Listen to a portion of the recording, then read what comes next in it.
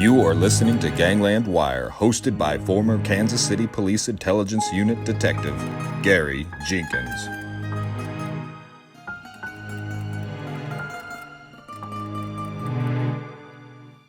Well, welcome all you wiretappers out there. The Gangland Wire, I'm back here in the studio. I have on a Zoom call for you guys on YouTube, and Jake Halpern. Now, I'm going to tell you just a little bit about Jake and what he means. Now, I know this is not Jimmy Fradiano we got on here or a mob guy, but he's pretty important mob historian, in my opinion. He has a podcast. He's a podcast host, and as you know by now, I have promoted this podcast a little bit, and I personally will promote this podcast. I personally would recommend that you listen to this, called Deep Cover Mobland, and they're in their second season. The first season was about an FBI agent named Ned Timmons, who started out kind of working undercover on a motorcycle gang, and just doing small deals. As all big investigations start out with was a small deal, and he ended up taking in some really big time, huge marijuana distributors, and then they actually helped in taking down Manuel Noriega, and they really do a good job. It's a first class. It's brought to you by Pushkin Industries, which is, if you know about Malcolm Gladwell, he has a podcast network, I think. So welcome, Jake. It's really a pleasure for me and an honor to have you on my show. Oh, thanks for having me, Gary.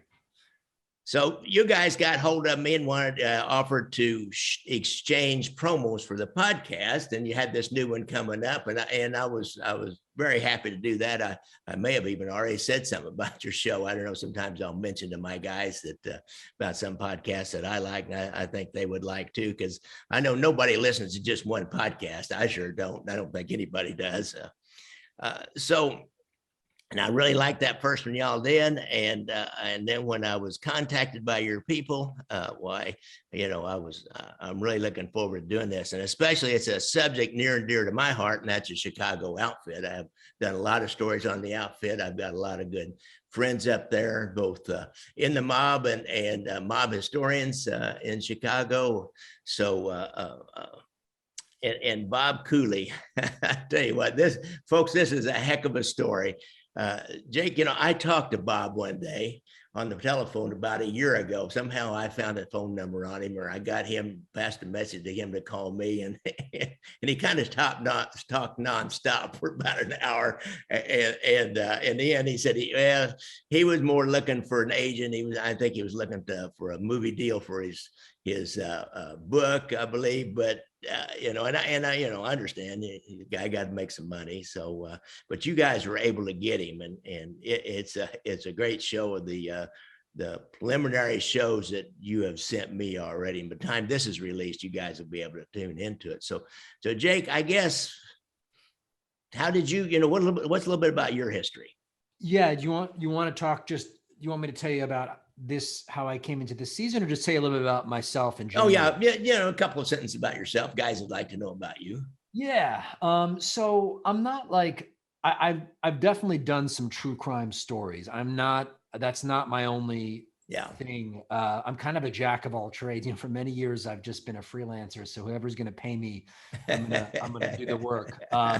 But true crime has a special place in my heart. Before this, I did a story about a guy who robbed a museum in Paris worth about $50 million worth of paintings. He was in prison, actually. They caught him, but they never found the paintings. And I was his pen pal for about a year. And he kept on hinting that he might know where the paintings were. And he was like the guy that you described before. He would have gotten away with it, but he was so pleased with what he had done. He couldn't help but tell folks. So I've always been interested in at least a bit in true crime. And so it led me kind of to the podcast. And I can tell you how I got into this one if you want. Oh yeah. I mean, was Ned Simmons the FBI agent? Was that did who put that all together? I guess would be what I think my guys would find interesting. Yeah, so that was kind of odd. What happened in that case? Every once in a while, I will get a note from someone in Hollywood that says, have you ever thought about writing about this? Usually, what they want is me to write some sort of nonfiction version so they can then do a movie or a Yeah. TV show. I'm always kind of skeptical because I don't want to just be an avenue for some, fat Yeah. cats to make a movie. But this guy sent me a manuscript that he claimed was a true story that he'd gotten hold of. It was clearly unpublished. Yeah. It didn't even have a cover page. It literally just started with the story of this guy who was an FBI agent who was going undercover in a motorcycle gang. And the story was crazy. It was about, he goes undercover in a motorcycle gang, infiltrates a drug smuggling ring, spends about 5 years undercover, works his way up this operation to the top until it implicates Manuel Noriega, the president of Panama, who's a CIA operative. Anyway, it was this crazy story. And I called the guy back and I said, this is a great story, but is this true? Because and he said, yes. He says, oh, it's based on a true story. Yeah. So he said, I can put you in touch with the FBI agent who went undercover for all these years. So I said, all right. So it's this guy in Detroit named Ned Timmons. And I flew out to Detroit and he starts telling me this story and it seems credible, but I mean, there's a lot of bullshit out there. And so what I did is I spent about a year just tracking down all the real people involved, the bad guys, the FBI agents, everyone in between, and told the story of basically a guy walks into a bar to make a routine arrest and sets off a sequence of events that results in the invasion of Panama. Really, I know it was a great story. So, and that's great. Now, how did you get into this story? I guess that begs the question: how'd you get into this story? How'd you find Bob Cooley? How'd you get him to talk to you? And you got another mob guy from Chicago on there. Also, I was curious who that was. Yeah. Well, so I asked you a lot of questions. So just start out telling the story. Yeah. No. So after the first season, we thought, okay, this would be really fun if we could do it again, but it's not so easy to find a story that has enough narrative to sustain 10 episodes without kind of being flat. And so quite honestly, we searched for a long time and failed to come up with one. And for a while, I was looking into this other story called Operation Greylord, another Chicago story about a kind of squeaky clean lawyer who ends up working for the FBI and proposing as a dirty lawyer and out some corruption. But I couldn't quite make it happen. And then along the way, someone said, hey, have you ever talked to this guy named Bob Cooley? He used to be a fixer for the mob, fixed a bunch of high profile cases, including a murder case involving a hitman. And then one day he just walked into a prosecutor's office and flipped, and people still can't figure out why he did it. And I said, no, that sounds interesting. And then it was kind of like what you said. I did manage to track this guy down. I got him on the phone thinking we'd talk for 15 minutes. And 3 hours later, he had this great, it was much the same way with the first season. I was like, this is an incredible story, but how much of it is true?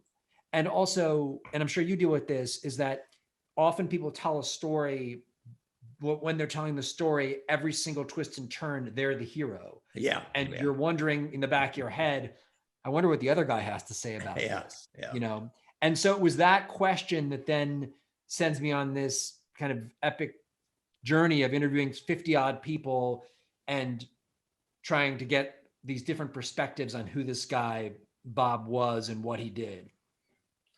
So, that Operation Greylord, of course, I think that was Terry Hake was that guy's name. And yes.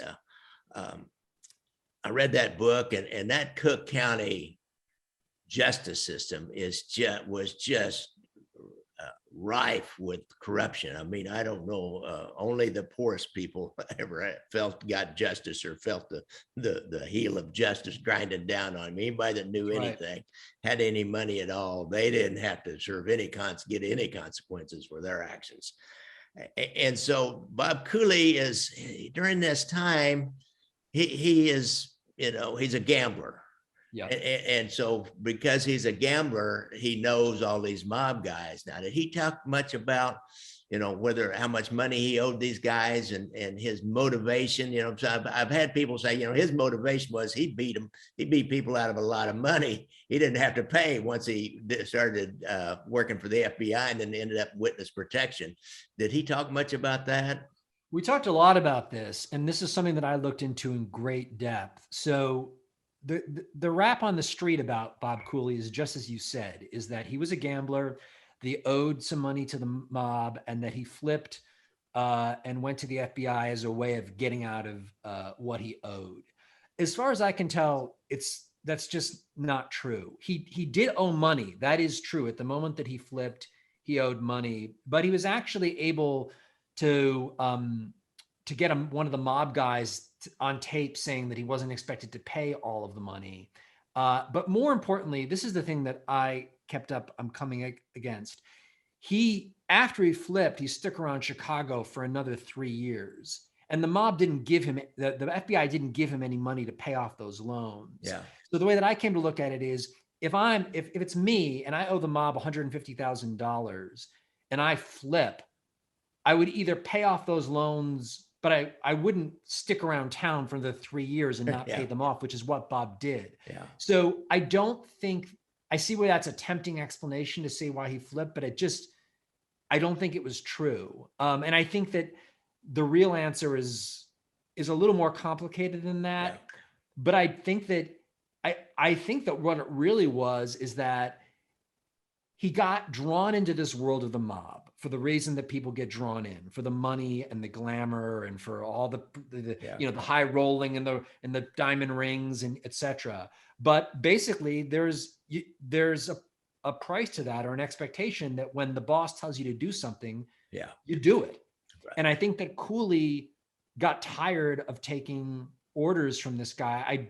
And at some point just flips as a way of kind of getting out from under the boot of them. So I don't think it was the gambling debts per se, but I do think that it was him trying to get out from the boot of this guy, Pat Marcy, who was the guy that controlled the first ward, the mob's political machine. Right. He was a guy that would sit in that one restaurant right across from the courthouse, Counselor's Row. I mean, that's every major city, we have one in Kansas, and we had one in Kansas City where all the prosecutors, mob guys, policemen, everybody would go to the judge's chambers, which is right across the street from the courthouse. And that's where you would have lunch and people would meet each other. And, prosecutors would meet defense attorneys and make little deals there, go back over and rubber stamp everything in the afternoon, take the pleas real fast and get out so you could get a drink early. I know about that system. That's that system. Yeah, and I think it's hard for people to appreciate, like it was for me. Like I couldn't really wrap my head around it.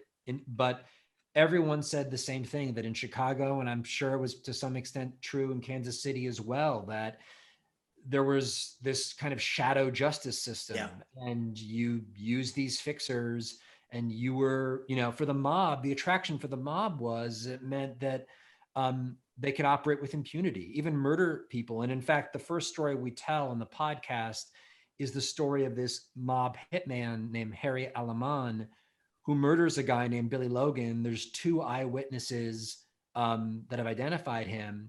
And the mob wants to protect Harry because Harry he's their asset. He's this, he's their hitman. And so Pat Marcy, who's the mob's political boss, approaches Bob Cooley because Bob has developed a reputation as a fixer, and says to him, can you find a judge who can handle this case? And handle, of course, with a wink, wink. We know what that means.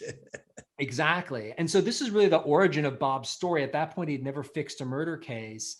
And he sees this as an opportunity for himself, because he thinks, if I can pull this off for Pat Marcy and get this guy, Harry, off, that I'll be the man basically in Chicago, because word will spread that if no matter how tight a pinch you're in, no matter how profile it is, Bob Cooley is the guy that can get you off.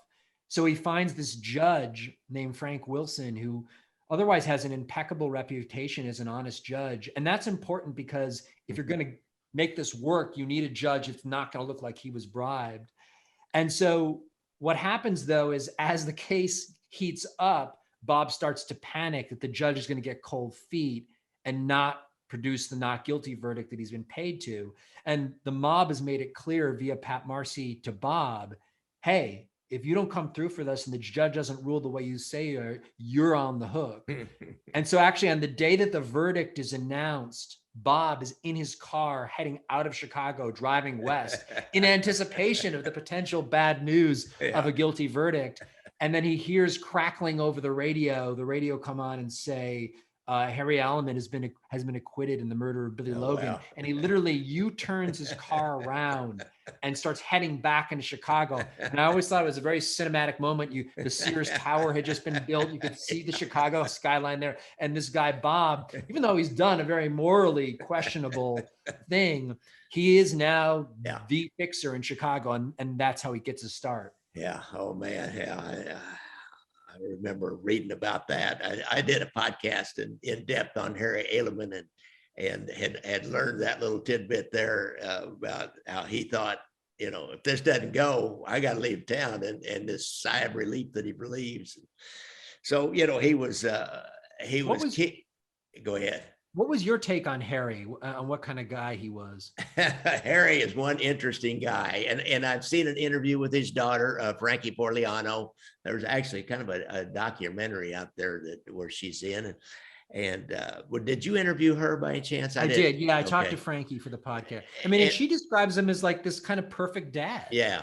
And that's what I was finding from a variety of different sources. I went into him as much as I could with public records and talking to different people as he was. And I've seen that. That's what I always found out interesting about these mob guys is they have this dual existence. They're on one hand at home, they've got these families, they go to their kids' little league games or their concerts, they take part in family things, but then they drive over into the city and they're these gangsters. And then they go back home and they're this dad and uncle and grandpa and whatever, because I've talked to many mob kids and grandchildren and people that knew about them, knew the families. And, that home life is just as normal as anybody else's home life, as far as I could tell. So they, and that's what he did. And that's what his family saw. He loved those kids. It appears to me there was something about that he needed in his life. He had a pretty rough growing up himself. His father was a pretty bad character and was in penitentiary a lot, plus beat him, is my understanding. And so I think he wanted to create that situation that he wished he had when he was a kid. That's my take on Harry Alleman and his home life. Yeah, and that's totally dovetails with what his daughter Frankie told me. She said that when she was sick as a little girl, it was Harry who sat by her bedside, and he's the one that cooked the meals for them. And her description of him was not just like a adequate father; it was a tender and very like compassionate and caring person. And I think for that very reason, she still to this day finds it impossible to believe that he was this other person as well. And in fact, I'll tell you a little story that it pains me that it didn't make it into the podcast because it was one of the best stories I heard. She said years and years later, when she was grown up and her father was on his deathbed, he was in prison still and he was dying. She said that she went and visited him, and she was a devoted daughter. She was taking care of him and trying to into that. But she said that when he was on his deathbed, she said to him, "Dad, there's something I have to ask you. Did you kill Billy Logan?"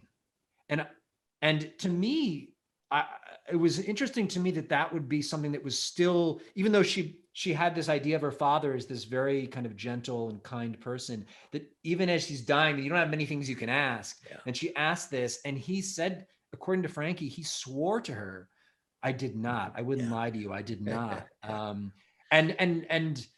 And that seemed to give her some peace. But it just, I guess what I'm trying to say here is it clearly it weighed on her, this other side of her father that she kind of can't escape. Interesting. Well, I'll tell you what, that dualistic life, I mean, a lot of policemen live like that. I've had people tell me, "Oh, you're too nice a guy. You couldn't be a cop."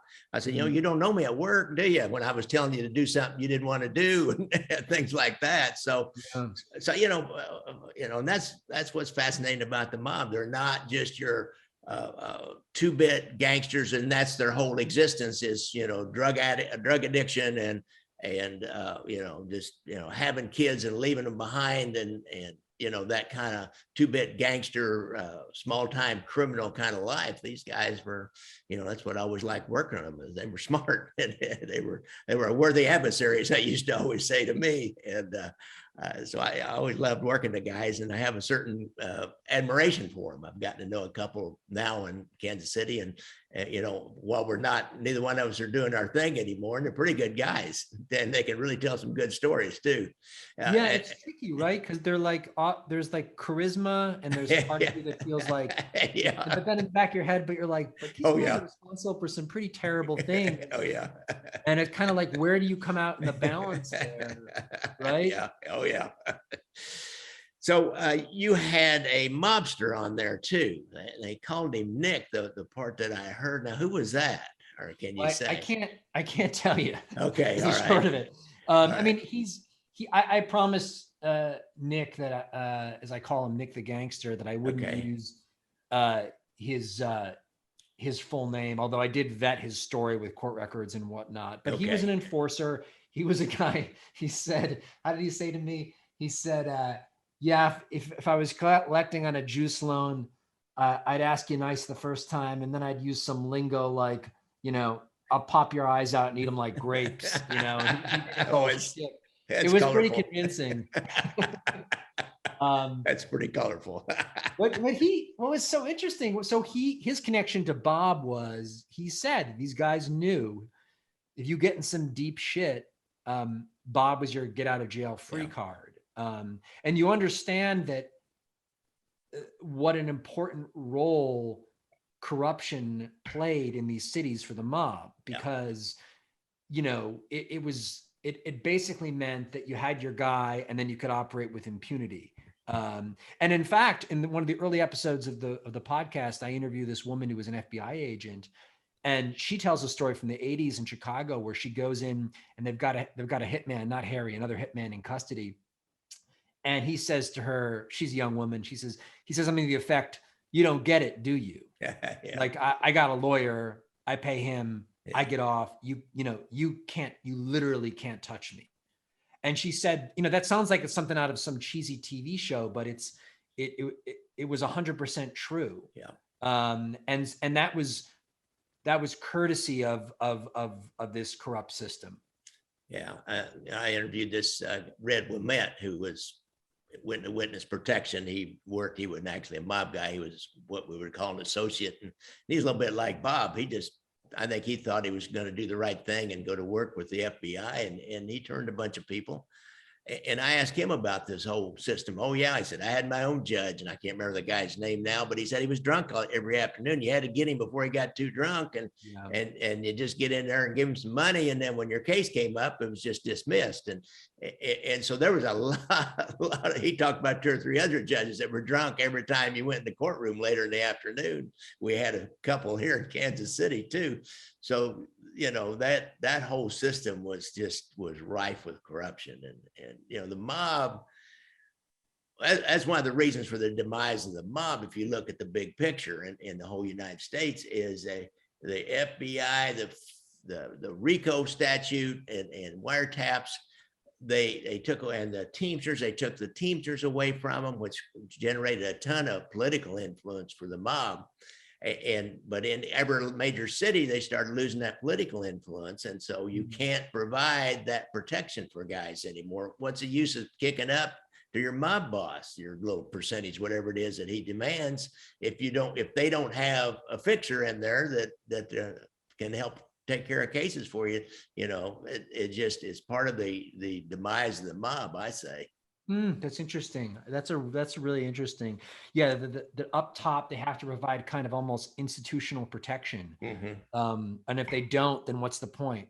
I hadn't thought of it exactly that way, but that makes absolute sense to me. And what that also makes sense to me is if you can clamp down on that, which is what you're saying, happened, then no one's they're not as nearly as strong or impervious to, as they would have been. I mean, the thing that is interesting about Bob is that when he walks into that prosecutor's office that day and offers to flip, the thing that really throws the prosecutors for a loop is that they can't figure out why he's done what he's done.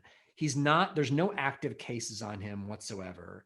he did owe some money, but it wasn't, he was kind of a gambler, so he was always owing some money. He was in no imminent threat of being killed by the mob. And he continues operating for the 3.5 years. So he's clearly not on someone's hit list at the time. And they basically are just scratching their heads saying, is this guy a mole? Has he lost his mind? But so what I say at the end is, I think that his gambling debts doesn't explain it, but him being a gambler does, because I see his decision to walk into that office that day and flip as the impulsive mindset of a really deep gambler, a guy who thinks, well, maybe I'll just like opt out of this life and like get myself an out and screw over these bosses, and I'll just walk in that door. I mean, that's not the kind of thought process that someone that is like a typical rational thinker. To me, that's a 100% gambler move. And then once he does it, he says, and I believe him, he immediately regrets it. It's like, but he's at that point, it's done. And so he wears this wire for the next 3.5 years. And he's, when this all comes out down the line, he's branded as a rat, and that's a whole separate conversation. But I got to tell you, wearing a wire against mob guys for 3.5 years, man, that takes some cojones. Yes, it does. You can say what you want about this guy, but the number of close calls that he had, that was no small thing to do. Yeah, because something always happens with that stuff. But we had a guy once, and it started slipping out of the little thing that he had there, and it started running down his leg, and the mob guy that they were talking to happened to get up and walk away from the table they're in. He kind of shook it out and put his foot on top of it, and then looked around, and when anybody looked, he reached down, scooped it up, and stuck it in his pocket. It was a small tape recorder, a Niagara tape recorder. So something always goes wrong. It's a very scary, dangerous thing to do. I agree. Yeah, no, Bob has a number of close calls like that. What was cool too is that I interviewed both of his handlers. He had a guy named Steve Bowen, who was a former policeman from Indianapolis, and then a woman named Marie Dyson. And so a lot of these stories that Bob told me about his close calls, I heard. I mean, I was skeptical, but then I would hear from their perspective. And the scariest one was, Bob had gone into Counselor's Row, and Pat Marcy, who was the main guy he was after, as he's going in the door, kind of puts his hand around his back to kind of, usher him in, and puts it right where the recorder is. So Bob's oh shit, basically. And then the guy says, why don't you follow me? And they go out into a parking garage. He starts leading him out to the parking garage. And I interview the handler who's watching this from across the street. Yeah. And he's in this terrible spot because it's like, you're a policeman. What do you do in that situation? I've been there. You don't know. Do you bust it on down and just, to sacrifice the whole investigation to save the witness, your person, or do you take a chance? Mainly you take a chance, and they took a chance, didn't they? Yes, exactly. See, that's why I don't think I could do what you did. I mean, Steve does what you did. He finally gets tired of waiting in the car. He gives it like a few minutes, and then he walks in, and as he's walking into the garage, he sees Bob and Marcy walking back out. Yeah. And of course, he just walks right past him like he doesn't know him. Yeah. So he was almost at that tipping point where he's like, this guy's about to get killed. And then it passes. And so, yeah. Yes, I've been there. It is. It's like, oof. Yeah. Well, that's a heck of a story. That investigation, the gambling attorney, Gambad is what they called it. And gambling was, that was the nexus of the whole thing, because that was his relationship with the mob. And it is one heck of a story, folks. And you really dug in and found the agents, you found a mobster who knew Cooley, who had dealt with him, it sounds like, and who else what other people did you find? Well, we interviewed Frankie, who was the daughter of the hitman who he helped got off. We also interviewed the daughter of the judge in the famous case. I mean, I don't want to do too many spoilers here, but okay. I won't. But the judge that he had bribed had died, and that is also his death is quite dramatic. And that's a story in itself there. Yeah, we won't spoil that one, but it's a dark tale. Yeah. And I spoke to his daughter and got her perspective. And also, what I did that Bob had written a book. He'd written a memoir in which it's all from his perspective. But what I also did is in the two of the cases that I go deep in, I talked to the people who were the families or directly to the victim who the case was fixed. And I think that you'll start to understand what it looks like to be in a system where, justice is pulled out from under your feet. Yeah. And what happened with the Hitman case, remember, that's the first case that Bob fixes. Harry, there's 2 eyewitnesses that pointed him. The judge is bribed. It comes back with a not guilty verdict. And that miscarriage of justice really tears apart the victim's family for 20 years. They feel like they knew how it could happen because they knew Chicago's reputation, but it left a kind of just a feeling of no closure and no peace in it. And without giving away too much, what happens is 20 years later, when Bob flips, he ends up coming public with that he's fixed the case. And they try to retry it. And as you know the Harry story well. What Harry does is he invokes the Fifth Amendment of the Constitution saying, hey, this is double jeopardy. Y'all found me, not guilty. You can't try me again. And the appeal goes all the way up to the U.S. Supreme Court. And they decide, because Harry was never in jeopardy in the first place, because the case appears to have been fixed, he can be retried. It's one of the only times in American history a guy is tried for the same murder twice. And at that trial, Bob takes the stand and makes public what he's done. And so that's a bit of American legal history there, and it's just super, super dramatic. Yeah, it's a heck of a story. It's and then there's a lot more to it than just what we said here. There's the witness who went through hell, the eyewitness. They had the driver of the hit car, and they had the eyewitness, and he went through hell too. So I know you're going to get into all that and a lot more in the Chicago outfit and their relationship to the Cook County criminal justice system or criminal injustice system. I think a lot of people thought it back in the day. I had an aunt that moved to Chicago years ago in the late 70s. And she said somebody at the office said, just give them some money and they'll go take care of getting her new driver's license for her. She didn't have to do anything because they had a connection. It was everybody had their hands out, I think. Yeah, it makes you grateful. I mean, obviously there is there's still corruption to this day. So we can't, but nothing, it appears to me, and you would know, nothing on the scale of what it used to be. No, and nothing like it was in Chicago and Cook County. It's just unbelievable. All right, Jake Halpern of Mobland, or correction, Jake Halpern of Deep Cover Mobland. Jake, do a little promo for your podcast and we'll end this off.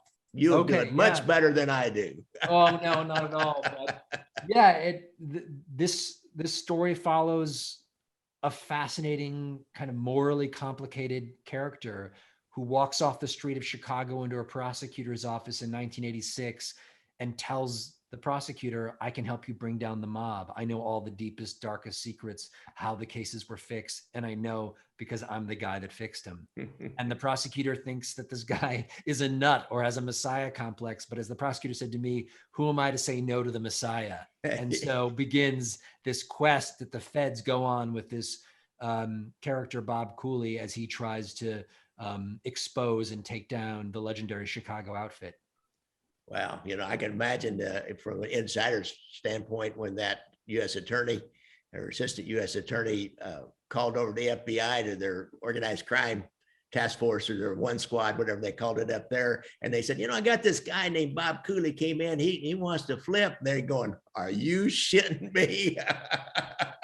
Let's go. Yeah, right. They had told me at the FBI they'd been trying to get into Council's Road, Pat Marcy for 20 years.